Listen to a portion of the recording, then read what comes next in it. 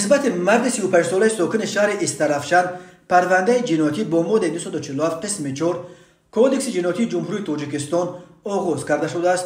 او 28 آگوست سال 2020 با راه فریب به باوری زن 42 ساله ساکن شهر خوجند در آمده автомашین تمغه رنج روور را به مبلغ 220,000 سومانی گرفته تا حال مبلغش را برنگردانیده است.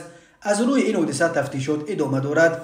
با این گمان برشونده بر اساس قسم 4 ماده 247 برای قلابی به مبلغ مخصوصا بزرگ جریمه و یا از 8 تا 12 سال زندان تهدید میکند.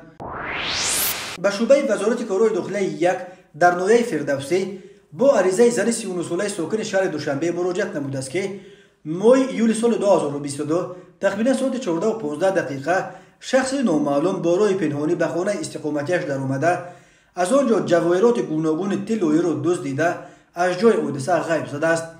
ضرر رسانیده شده 6,000 سومانی را تشکیل می‌دهد. هنگام گذراندن چاره‌بینی‌های اپراتیوی جستجویی از جانب کارمندان میلیسیا نوبالغ 15 ساله ساکن شهر دوشنبه همچون گمانبر در صادر نمودن جنایت دزدی دستگیر کرده شد.